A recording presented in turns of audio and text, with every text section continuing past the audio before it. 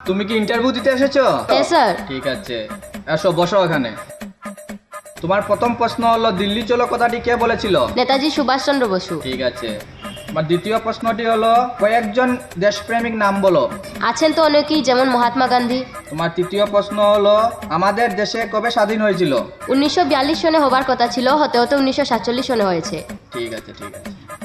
তোমার চতুর্থ প্রশ্নটি হলো আকাশের কয়টি তারা আছে? সেটা তো এখনো জানা যায়নি, বিজ্ঞানীরা গবেষণা করছেন। ঠিক আছে, তুমি এখন আসো। তুমি কি ইন্টারভিউ দিয়ে এসেছো? হ্যাঁ। কি কি প্রশ্ন করেছে? প্রশ্নগুলো তো মনে নেই, তবে হ্যাঁ উত্তরগুলো মনে আছে। তাহলে সেটাই বলো।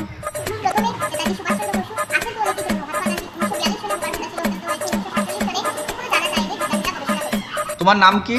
স্যার, নেতাজি সুভাষচন্দ্র বসু। তোমার বাবার নাম কি? আছে তো অনেকেই, যেমন মহাত্মা গান্ধী। তাহলে তোমার জন্ম কবে হয়েছিল? 1942 সালে হওয়ার কথা ছিল, হতে হতে 1947 সালে হয়েছে। তুমি কি পাগল? সেটা তো এখনো জানা যায়নি।